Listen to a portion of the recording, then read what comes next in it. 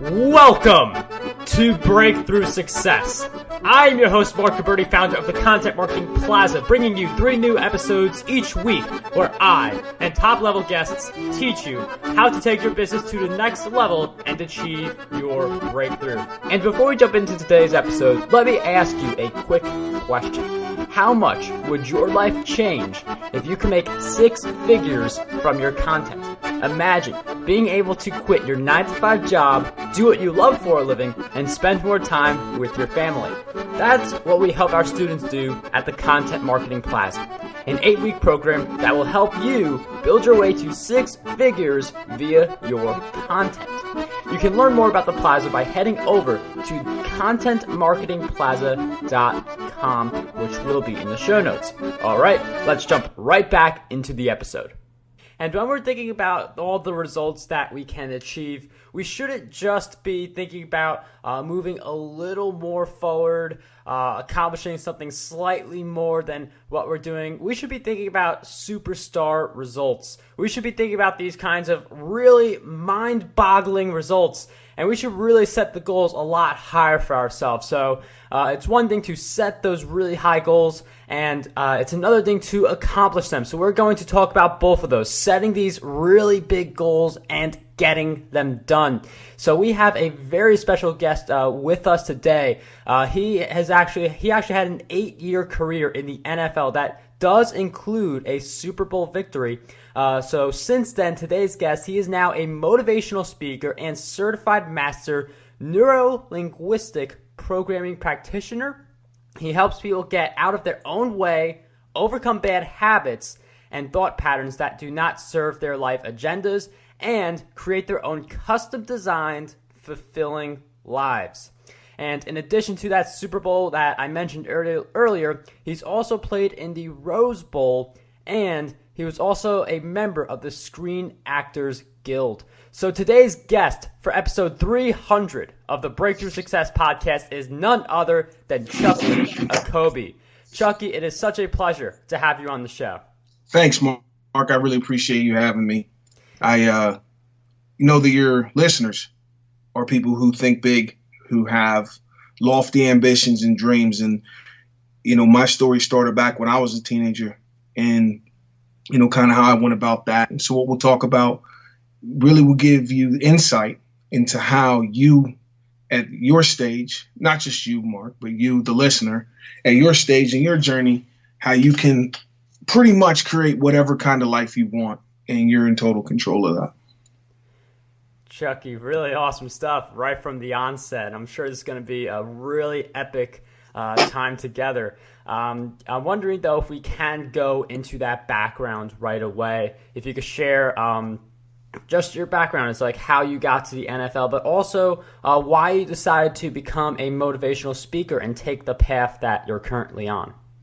Well, I'm originally from Pittsburgh, Pennsylvania, and, fast forward a little bit just for a second when I did get drafted by my hometown team, and I started my journey to the NFL probably back in 1986 when I was about 7 years old, and I spent a lot of time outside playing, just like most kids do at that stage in life. And being in a home with my mom, who was a single parent, she wasn't heavily involved in my extracurricular activities. Sports was just something that I naturally was attracted to. It was something where I felt like myself. And it's interesting as a 7-year-old to think, how do you even know what it feels like to feel like yourself? Well, it's kind of like being in love. It's like if somebody has to tell you that you're being yourself, then, you don't know. You just know when something's for you. You know that feeling.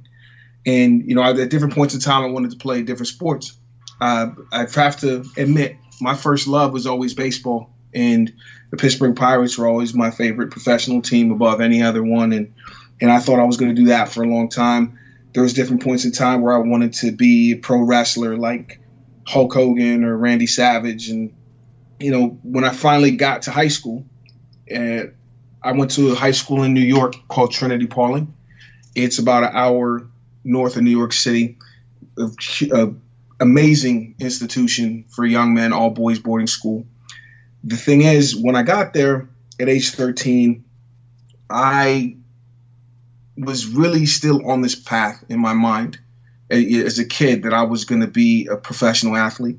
Now, when I got there, the school's pretty small. There's only about 260 boys in our school at any given time.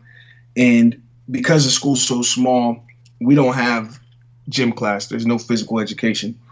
And the way that Trinity Pauling meets the New York standard for physical education is that every single person must play a sport all 3 seasons. And we had different sports. Some were recreational, and then there's different levels, the varsity, junior varsity, thirds, and so on. And it was the fall. I'm a baseball player in my mind at this time at age 13, but I got to pick a sport. So I always like football. I'm from Pittsburgh. If you're from Pittsburgh, you like football. It's just like default. Steelers run the city. So football has always been attractive to me. I always liked it. It always looked complicated on TV to me as a kid and violent. But I said, I'll give this a shot. And I started playing football at 13. I didn't even really know the rules. All I knew was like my favorite players from the video games, and I knew the Steelers, but that was about it. And so I first started, I wanted to be a running back like Christian Okoye, the Nigerian Nightmare who used to play for Kansas City Chiefs. And I didn't know what that all entailed. I just wanted the ball. I mean, if I'm going to play, I want the ball. And that's the way I felt about it. So it's interesting because I go back to that first practice that I ever put on a football helmet in my life. First time I ever had pads on, and first time I've ever played football. And I was playing running back, and then we were going through practice, and they called a play where I get the ball. So I get the ball, and I do what I think I'm supposed to do and try to gain yards. And it was interesting because I ran over about 4 people and dragged about another 3 people with me. And I got up, and after getting hit a bunch of times, and I felt like, well, that wasn't so bad because I'd never been hit before. So, we're going through practice, and comes up to another play where I get the ball, and I run this kid over and took off about 60 yards for a touchdown. Wow. And I remember standing in the end zone thinking, this is the easiest sport I've ever played in my life. And so at that point in time, at age 13, that's when my focus shifted to football. And I knew that that's what I wanted to do. Now, again, Trinity Pauling is an outstanding academic institution. And we have a reputation for raising boys into impactful men who do a lot of big things in this country, things on Wall Street, things in politics, things in business. However, back then, we were talking, I was at TP from 92 to 96. It was not a football factory. There was not a ton of people coming out of there playing football. So you can imagine that this wasn't necessarily the place that I thought was ideal to make my dream come true. However, I was going to do it regardless. Even though people are telling me, people from TP don't go to the NFL, people from TP don't play Division I football. All that meant to me was that nobody had done it yet. Not that it couldn't be done. And so I'm playing football, and I got better and better through those first 3 years. And after my junior year, I wasn't being recruited by anybody at all. I'm talking no one. And it didn't make me feel any kind of way. It just helped me realize that I needed to do something. Something's got to happen. And so I remember walking on campus after dinner. So it was about 6:30 in the evening. And there was like this voice in my head. I was just thinking, you just walking, drifting off, thinking. And I had this thought. It was like a voice told me to go to computer lab and type a letter to Mac Brown. And Mac Brown at the time was the head coach at the UNC, North Carolina Tar Heels. He's most famous for being the head coach at Texas, and he's since retired. But I felt back then that was the best place for me with the balance of academics and athletics, and that's where I thought I should be. going. So I decided to write him a letter, and I went to computer lab because back then everybody didn't have iPads and iPhones. Like there was a lab and everybody used the same computers. So I went back and went to computer lab and typed this letter to Mac Brown. I was like, yeah, this is going to be cool. I'm going to let him know that I'm here. If he's not going to come to me, I'm going to go to him. And then I got another idea. And, me being from Pittsburgh, being the crazy Steeler fan that I was, my favorite player back then was a Hall of Fame defensive back, Rod Woodson. And Rod played at Purdue University. So I said, well, I might as well just send a letter to Purdue too.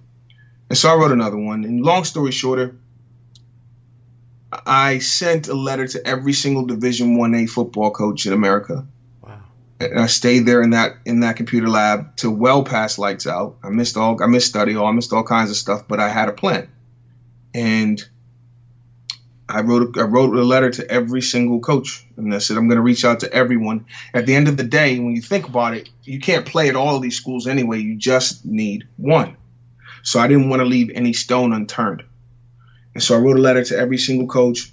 I got back to my room, had all this paper that I took from the computer lab, and then it hit me. How are you going to mail all of this stuff out? It costs money for the envelopes. It costs money for VHS tapes. For any millennials out there listening, VHS tape is what we had way before Netflix. So, but I had to get these tapes and I had to mail these packages out. So what I started doing was just borrowing change. Like, hey, you got a quarter I can borrow, you got 5 cents I can borrow, and started collecting some money just so I could mail this stuff out. So little by little, every couple of days I would mail out a package, 2 packages, 3 packages, and I really didn't know how it was going to play out. But about 2 weeks into it, maybe 3 weeks, I went to my mailbox after lunch, and I had a letter in there, and it was from University of Pittsburgh. And I was like, you can imagine, I thought I had won the Super Bowl in that moment. So I was, and me being from Pittsburgh, I'm like, I'm going home. That's where Dan Marino went. I'm gonna be a Pitt Panther. I'm from Squirrel Hill, which is down the street from where the old Pitt Stadium used to be. So I'm super excited. And, the letter wasn't anything spectacular. It was just like 4 different lines and a questionnaire for me to fill out and send back to them. So I was super happy with that. But I remember the next day, the day after that, I got 2 more letters. And I got a letter from Georgia Tech and a letter from Purdue. And after that, it's a blur, because my action, me taking the initiative to reach out to people were connecting back with me. And I got letters from Penn State, Nebraska, Florida State, Southern Cal, Boston College, anyone you can name, I got them. And I got 1 letter from University of Kentucky. And back then, there was only 2 schools in America that had full contact football camps. One of them was UCLA, and the other one was University of Kentucky. So I took this opportunity. I recognized this was an opportunity for me, since I've been up here in this prep school league, and I've been playing against these rich kids and not really knowing if I really am good. Let me go down to Kentucky and play against some other kids, and let's see if I can really do this. And so I remember my dad dropped me off at University of Kentucky. I was by myself, and I'm walking through their facility, looking at the pictures on the walls that they're playing LSU and Alabama and Tennessee and Florida. And I was just, you start to see, this is what I've been looking for. This is what I've been wanting this whole time. So I just got my pads in my suitcase, and I'm walking through, and I go to the registration. And I remember I saw these 2 kids. One of them, I'll never forget his name, is Chuck LaFew was his name. And this guy was about 6'4", 6'5", and easily approaching 300 pounds. And I'm looking at him. I've never played against anybody that looked like that. And I thought to myself, this was a mistake. These people are going to kill me. And I just, whatever, I'm here now, registered. And I remember I saw another kid, and I was like, these guys are monsters. They're huge. I didn't know that teenagers grew this big. And we go out to the first practice, and I was playing center. And we walked through a play that they were teaching us, and my assignment was to block the middle linebacker. And I remember when we got down on the line of scrimmage to run the play, this kid was ripped, very vascular. He's very muscular, maybe about 5'10". He looked like he was in the NFL now. And I thought, these people are going to kill me. I'm never going to get through this week. I don't know how I'm going to get to where I want to go. But I decided, you know what? I'm just going to hit him before he hits me, and we'll see what happens. So I snapped the football, run the play, and then I hit him, knocked him out cold. And that was not my intention. I felt really bad about that, actually. And I didn't mean to hurt anybody, you know? So they put in another linebacker, and we ran the play again, and I knocked that kid out, and that kid didn't play the rest of the week. And it was in this moment that I realized, like, okay, I got this. And from there, you know, the story goes on, but I have been talking for a minute, and I want to give you a moment, since this is your show, Mark. And I'll continue the story as we go through, and give you an opportunity to ask me what you want to ask me, and what your listeners want to hear.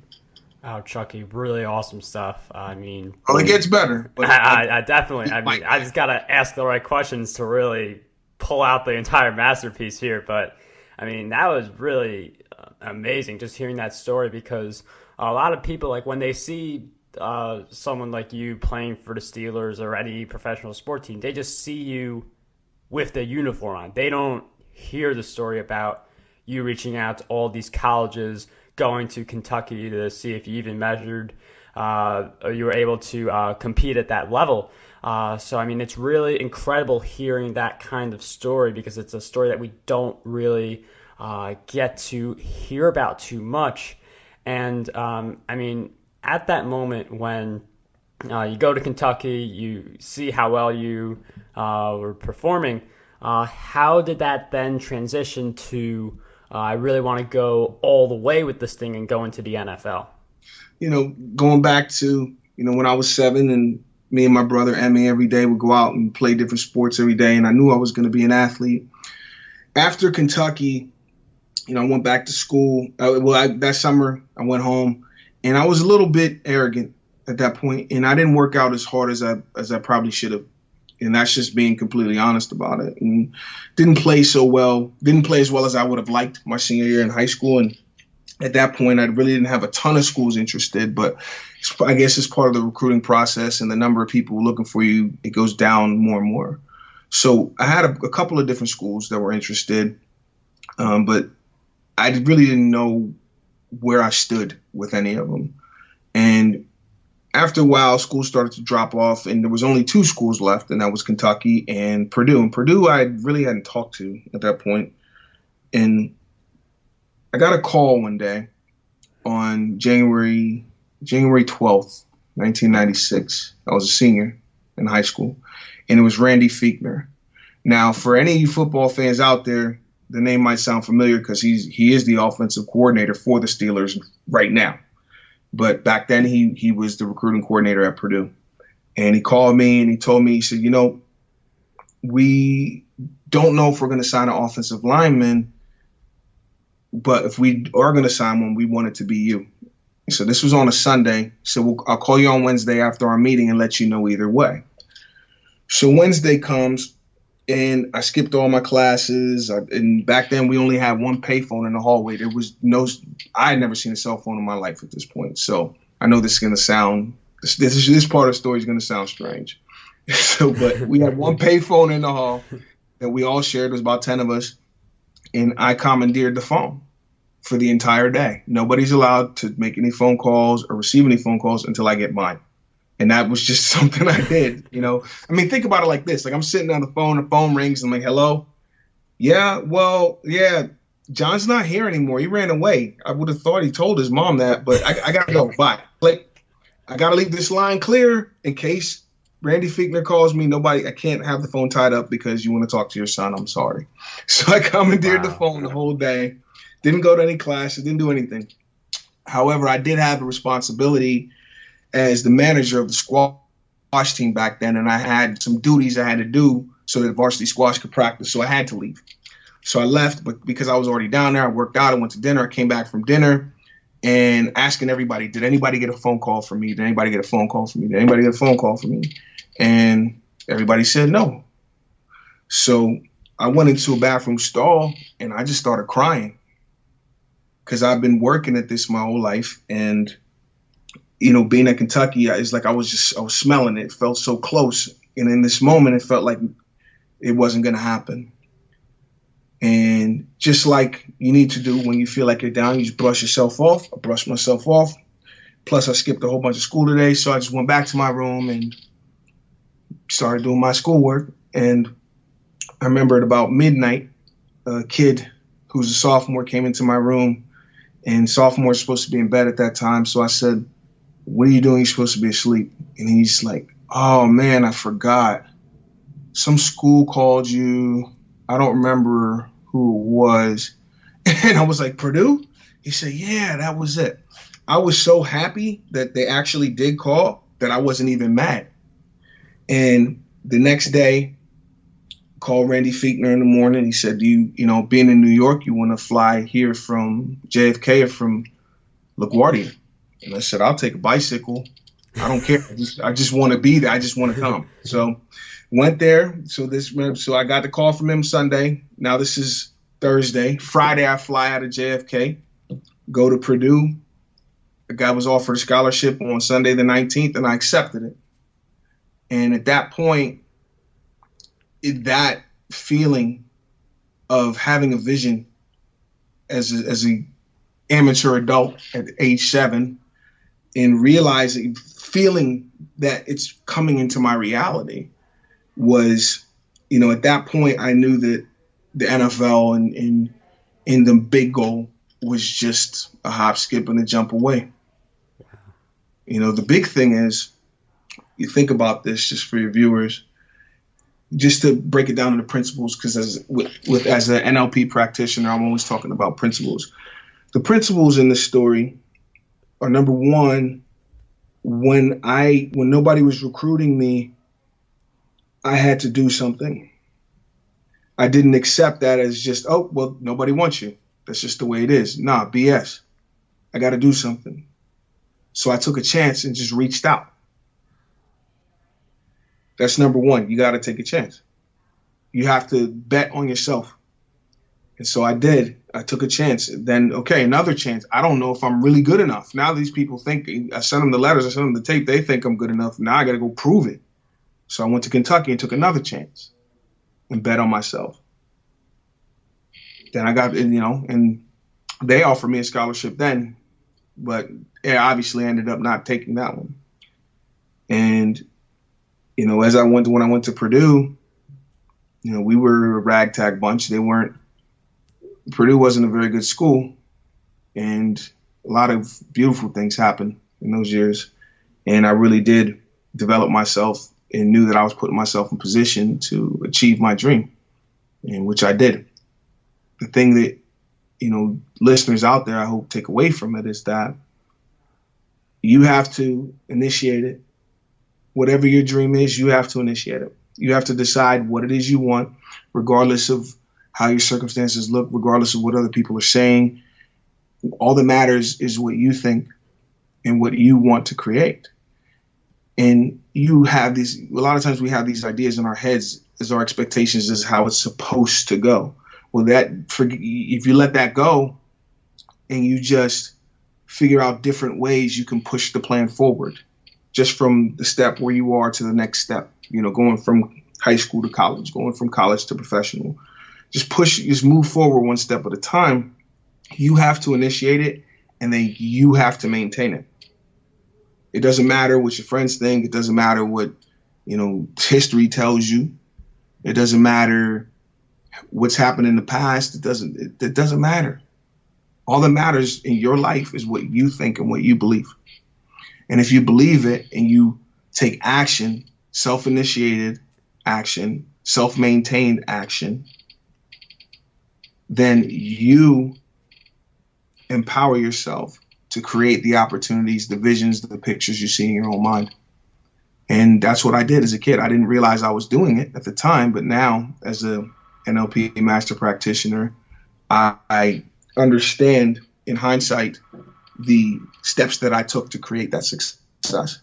And what I do as a speaker now is I help people to harness their own, what I call basic instructions.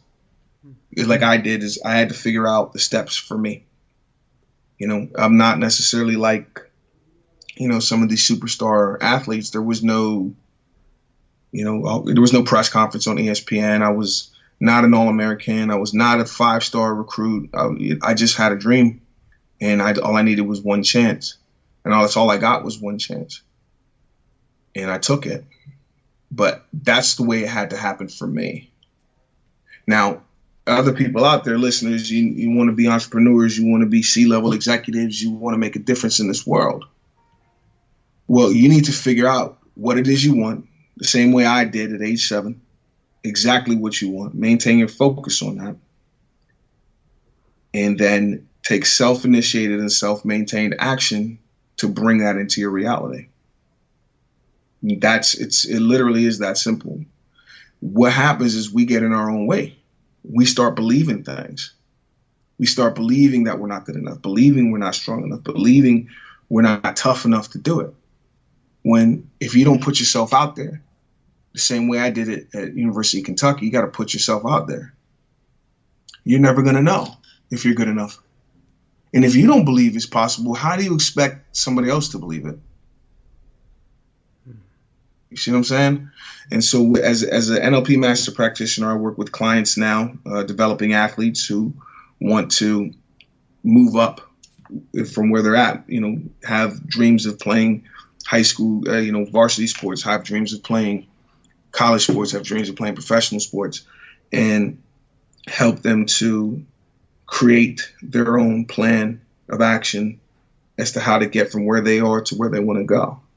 Also work with business people, C-level executives and entrepreneurs, because at the end of the day, I had that success at a young age in sports. People have a lot of different dreams, a lot of different visions, a lot of different endeavors that people are chasing.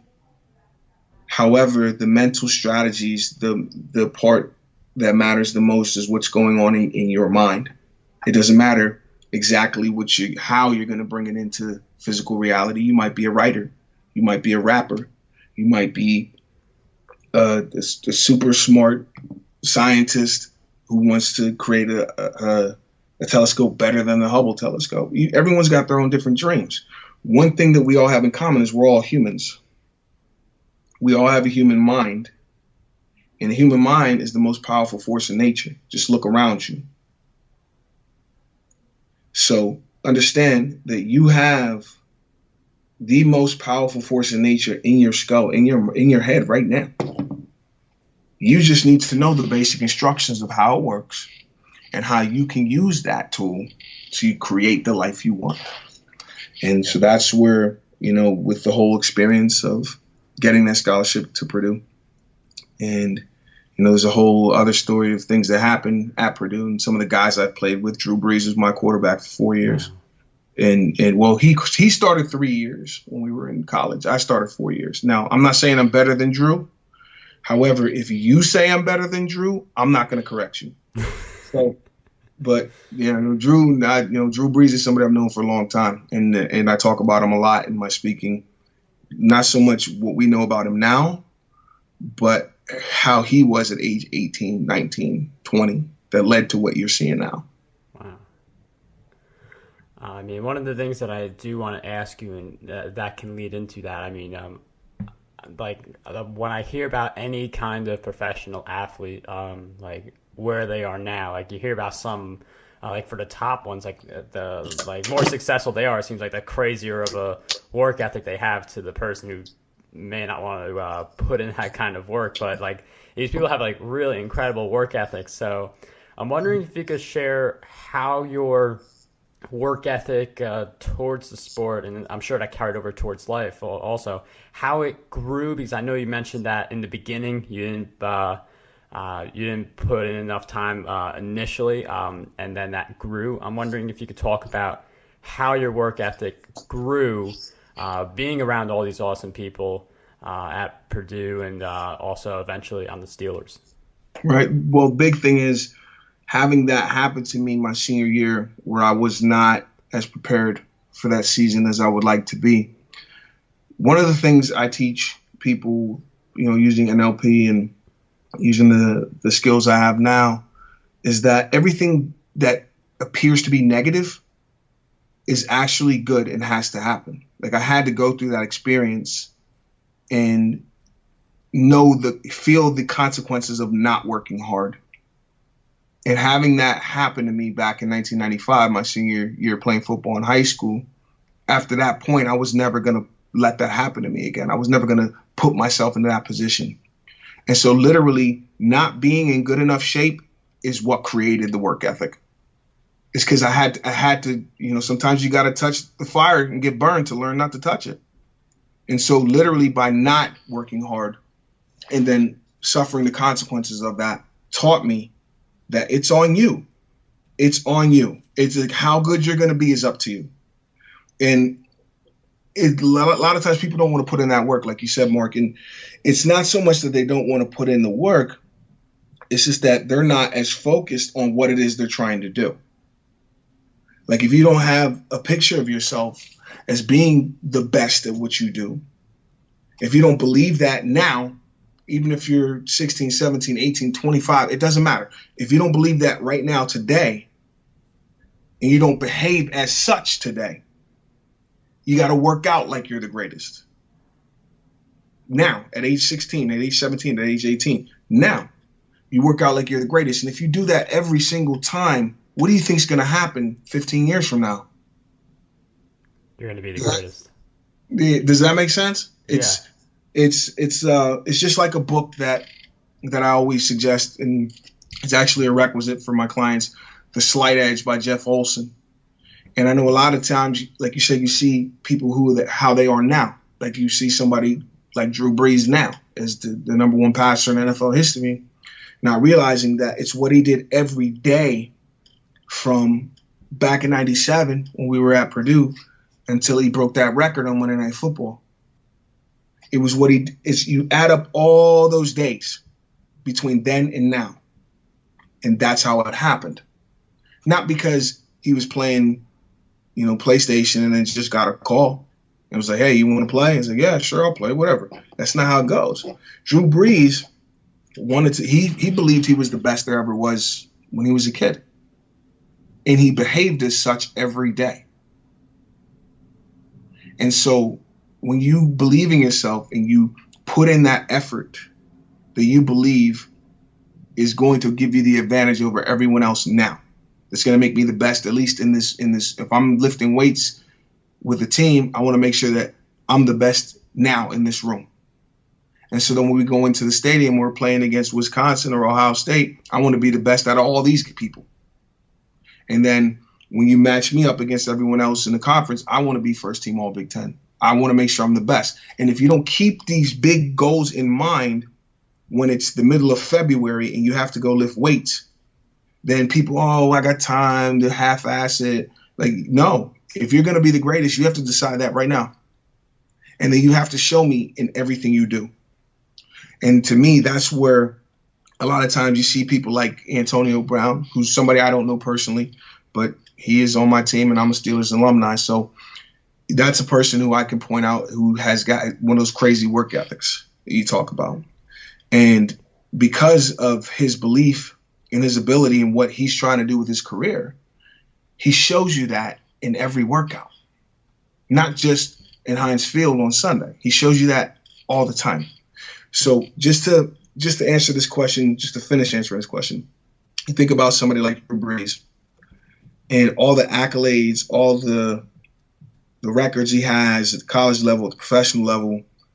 There's one accolade he has that pretty much defines why he's the greatest. And it's an accolade that most people don't even know exists. Drew is an academic All-American Hall of Famer for his performance in academics. And what that tells you is that Drew Brees wins at everything. That's his attitude. Is I'm going to do everything I can and everything and no matter what I'm doing, no matter what the endeavor is, no matter what the task is, I'm going to do it 1000%, the best I can. And so when you do that in everything you do, winning in sports becomes easy. You follow what I'm saying? Yeah. I'm the greatest, and you have to believe that and act like that now and tomorrow and the next day and the next day and the next day. And before you know it, however many years over time, one day they're going to be celebrating you as the greatest. What are you doing now? I don't care if you're 12. It doesn't matter. If that's what you want, you have to use your actions to prove it to yourself. Prove it every workout, even if there's nobody around. Is you have to decide this in your mind and then use your physical body and your energy and your effort and your emotion and put all of that into that belief. You can't just be in your head. You have to do it in real life. So it's like I'm practicing being the greatest. Well, what are we doing right now? Well, it's history class. Well, I'm paying attention to this teacher to retain this information because as everyone else is trying to do it, we're all going to have a grade on this test. I want to make sure that mine is the best and compete to push yourself to the limit. One thing I'll tell you, and then I'm going to give the mic back to you, is human beings. We're at the top of the food chain here on this planet Earth, on this big blue ball in the middle of space. One thing most people don't realize is that humans are the only living thing on this planet that will do less than they're capable of. Just human. Oh, that's a human thing. Think about it. If you have a tree, how tall will a tree grow? As tall as it possibly can. It's going to put its roots down into the ground as far as it possibly can. And it's going to reach for the sky as far as it possibly can. You never heard of a tree growing halfway and being like, you know what? I'm cool. This is good. Yeah. No, it keeps going. It pushes to its maximum capacity. We as humans have the dignity of choice. It's up to you. Are you willing to push to your maximum capacity and find out what you're truly capable of? Because if you don't, then you never will. That's definitely a very powerful, there's been a string of powerful messages throughout, just that one response. I mean, it's really insightful to think that, if we really want to be the best, we should strive to be the best in every single area that we're doing. I mean, usually always really, if you, there's this saying, the way you do anything is the way you do everything. So it makes sense to hear that Drew Brees was really on top of his academics, and he was also able to be on top of his football as well. And one of the things that I do want to address is that, in your situation, you were very active. You didn't really wait around. You made it a point to reach out to all these people. You made it a point to hog the phone for a whole day. So you were very active with your approach. And some people would say that it's like they would maybe do something and then hold off on it. So what really made you able to push through and continue to take action? Would you say it was just the size of your dream that made you take all this action and not settle for anything less, or would you say it was something more also? I think back then, I'm actually going to use an NLP theme to describe my mindset back then. And one of the themes of NLP is cause and effect. Now, you have to make sure you're always at cause, because cause means you're focused on the results, and that whatever I do is going to get me the results I want. If you're at the effect end of that, you're focusing on the reasons. And essentially, you're focusing on the reasons why you can't do it. So you have to be at cause. And so to me, it didn't matter what was going on around me. I stayed focused on what can I do? What can I control? So like playing at Purdue, Joe Tiller was our head coach. He recently passed away in 2017. And he has so many sayings, so many philosophies that I speak to my clients and speak to groups every day about. And I talk about Coach Tiller a lot. And there was something he used to say about game day. And if you think about this in terms of whatever it is you want to be, just apply this principle to that. And he would say, listen, on game day, you cannot control the referee. You can't control the weather. You can't control the crowd. You can't control the playing surface, and you cannot control your opponent. There are two things you can control, though: your effort and your execution. And that's where we stay at cause, focused on your effort and your execution. Then that's going to put you in position to win. But if you're talking about, well, somebody else would, well, no, you're at effect. You're coming up with reasons, or really another word for reasons is excuses. You're not focused on what you can do. You're not focused on what role you play in your own success. Most people are looking outside of themselves, waiting for something. Waiting for what? What are you waiting for? And so it's like, I can't give myself a scholarship. No. However, I can continue to work out like I'm the greatest. I can continue to reach out to people. I can continue to, work on being the best at everything I do by being 100% in my relationships and my academics. And it's less about the size of the dream and more about the level of focus you have on your own effort and execution. Does that make sense? Yes, and I like that control factor, that we decide how much we put in.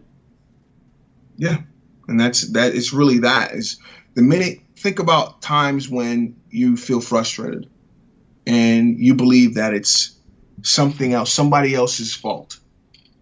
It's, well, what can you do? I can't control what they do, but I can control what I do. And so if I just don't even worry about things I can't control, like the crowd or the playing surface or the weather, and just focus on what I can do and what I need to do and what I want, then you put yourself in position to have that. If you want to continue to blame other people, that's when, like you and I talked before, that's when you give away the power. If you say it's because of them, now they're in control of the situation, not you. And I mean, a lot of really great insights to grasp here. I mean, I feel like, well, when something happens that feels out of our control, like we could really focus on that, focus on what happens instead of what we can really do, is Chuck is really pointing out. Like, we always have a choice in how we can respond to anything that happens to us, anything that happens outside. Like, we always get to choose how to respond, which is something that is very powerful for us. And I feel like something very powerful also, just to hear your thoughts on this question, because I do ask a lot of people about this. I know we've hit upon a lot of themes already that relate to this question I'm about to ask, but what do you believe holds most people back from reaching their full potential? Their beliefs about themselves. It's all about what you believe. It's interesting. My company, what I do with NLP, speaking, and mental and emotional release, my company is called Basic Instructions. One of the things that most people don't know is that Basic Instructions is short for an acronym. And the acronym is Basic Instructions Before Leaving Earth. Now, if you take the first letter of each word, Basic Instructions Before Leaving Earth, what does that spell? Basic Instructions Before Leaving Earth. Bible. Bible. Okay. Now, I do not preach religion. However, what I teach people is the power that what they believe in their faith is, and the role it plays in your experience on this earth. That's what the Bible is all about. And that's what I'm all about. Now, the Bible has their stories and I got mine. But at the end of the day, it's all about what you believe. It's all about your faith in that belief. If successful people take time, they make decisions quickly as to what they want. And then from that point, you don't change your mind. You've got to stick to this and stay focused on the end goal, that I want to be a billionaire, or I want to be a superstar basketball player, or I want to be, the greatest journalist that ever lived. And you have to stay focused on that, because the minute you change your mind to do something else, you're starting over. One thing a lot of people don't realize is no matter how much effort you put in, it's not a waste of time until you quit. Once you quit, now all of that's a waste of time. But so long as you stay focused and keep moving forward, then all those efforts will pay off. Unsuccessful people change their mind all the time. Well, I think I'll do this. Well, maybe I should do that. I don't know. That's not going to work. It's not going to get you where you want to go. You have to decide where you want to go, and you have to maintain that focus and do everything along the way, each and every day that you wake up, in accordance with your vision of who you are. And once you start, I'll give you this analogy as quickly as I can, since I've hogged the microphone today. Oh, no worries. Keep hogging it. We love this. So it really is all like the Wizard of Oz. Now, everybody's seen the Wizard of Oz, right? Pretty much. I've met one or two people who haven't seen it. They're freaks. But anyway, so it's really like the Wizard of Oz. You think about it, when the movie starts, you're watching Dorothy just moving about her regular everyday life. And she encounters different people different characters in her life. We all have people that are the characters in our life, people you interact with all the time. But all in all, as you watch, you realize how boring and mundane her life really is. I mean, it's so boring and mundane at the beginning of the movie that it was in black and white, remember? Yeah. Then all of a sudden, a crisis happens. Just like happens that you go to wrong every day, and then all of a sudden, a crisis happens, and her and Toto end up in the land of Oz, and in the blink of an eye, life ain't so boring anymore now, is it? As a matter of fact, it's pretty scary and chaotic right now. I mean, why is everything in such vivid color now? What is the deal with all these short men? And why is that lady's skin green? And what's the deal with her attitude? You know something? Enough. I just want to go home. I just want everything back to normal. You see what I'm saying? Yeah. This is not working for me. And so she starts with, what should I do? What should I do? And what did everybody tell her? Go see the wizard. He'll fix it. Somebody else can fix your problem. That's what everybody told her, right? Go see the wizard. Go see the wizard. Follow the yellow brick road. So she buys into this BS. And she starts going out on the yellow brick roads. I just got to get to the wizard. He can solve my problem. Somebody else can solve my problem. Somebody else can give me the one thing I truly desire in this life. Somebody can make my vision happen. And she's going down this yellow brick road, encountering all kinds of craziness, trying to get somebody else to fix her problem. Gets to the wizard, only to find out what? He cannot help you. Not only that, he got his own problems. Okay? So, but here's the kicker, though. Okay? Now, when the movie's over, we know it was all a dream, right?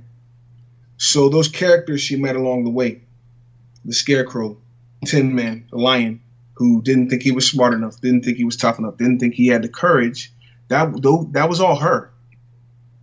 It was a dream. That was in her head. That's how she felt.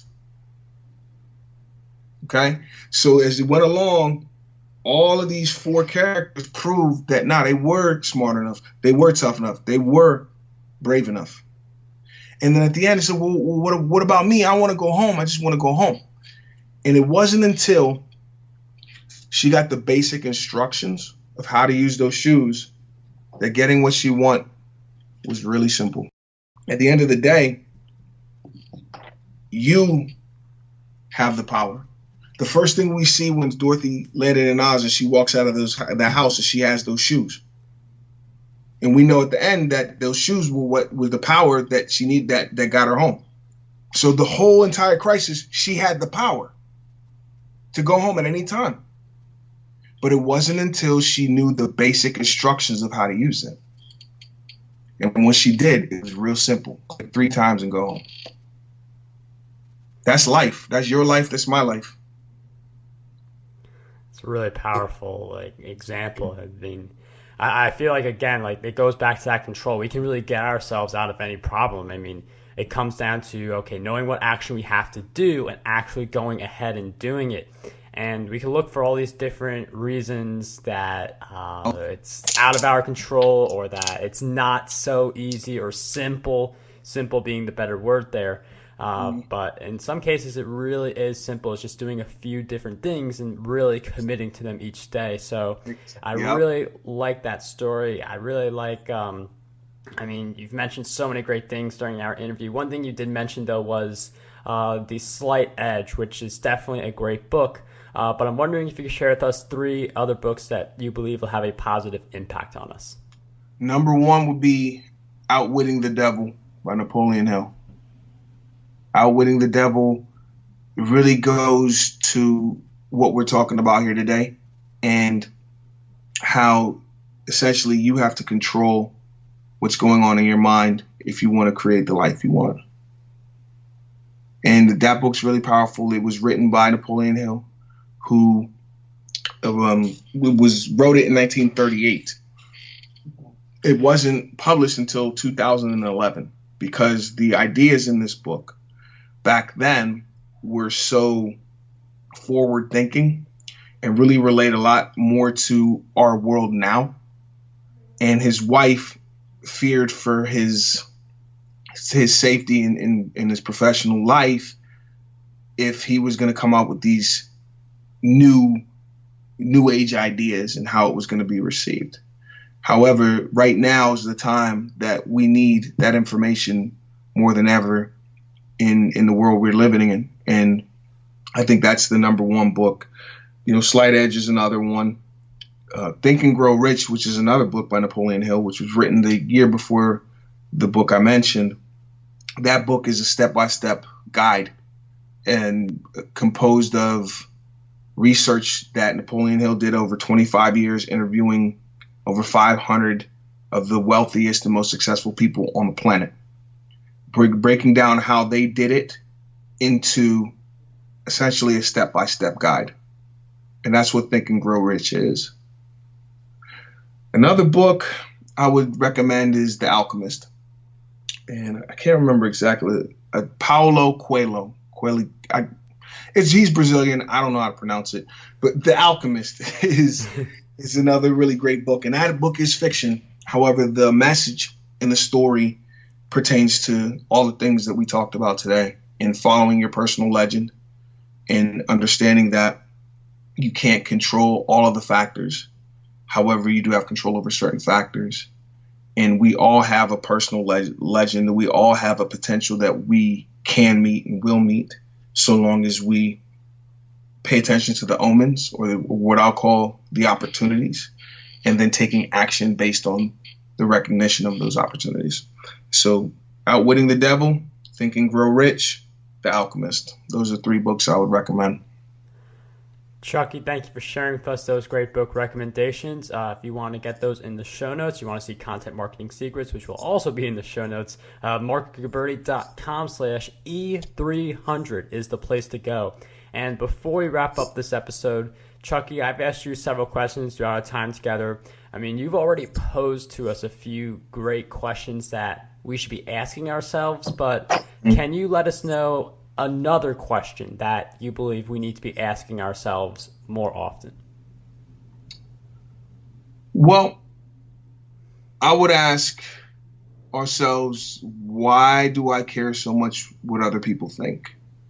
And the reason why I say that is not with any type of arrogance or angst. It's just understand that nobody's ever been behind your eyes, man. Nobody's ever been in your head. Nobody's ever felt your emotions. So in terms of knowing what it is that you want, what a life experience you want, the only thing that really matters is what you think and feel about it, because you're the only one affected. You're the only one. You are a one-time experience on this planet. Now, you can think about it. You might be a junior. You might have a son that's a junior, or he would be the third. But at the end of the day, those 2 people are not you. They've never been behind your eyes. They've never felt your emotions. They've never thought your thoughts, and they've never had your experiences. And so what that means is, in human history, before you were born and after you passed, there will never be another you again. And so why do we concern ourselves so much with what other people think about our experience? And that's definitely a question that I think we definitely need to ask ourselves, everybody, as to what really makes me happy, what makes me feel like me. I knew back when I was 7 what made me feel like me. You know, for you, it might be something different. It's up to you to figure out your basic instructions so you can click 3 times and get what you want. Chukky, really awesome. Oh, you got any more to add? I don't want to. No, I mean, to me, I'm a long-winded individual. If you haven't gathered that, I could talk all day. So I'm trying to just answer the question as thoroughly as I can and give as much value to you guys as I can. Well, Chukky, you've definitely done that throughout this episode. I mean, the amount of value you've shared is really amazing. We appreciate you coming on the Breakthrough Success today. I know that your business basic instructions, we will have that in the show notes. Are there any other places that you want us to go to learn more about you and stay in touch? Well, I'm active on social media, LinkedIn, Facebook, Instagram, and Twitter. And so if you look up Chukky Okobi Basic Instructions NLP, you'll find me on all those different social media outlets too. And YouTube.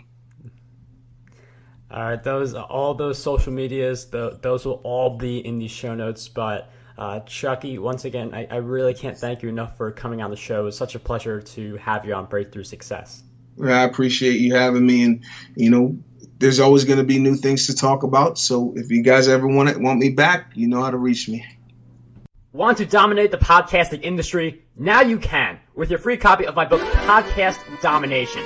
You'll learn how to launch, grow, and monetize your very own show. And whether you are a beginner or an expert, this book has a lot of golden nuggets for you. We'll cover the cost of producing this book. All we ask is that you cover the shipping. To get your copy, head over to markguberti.com/PD.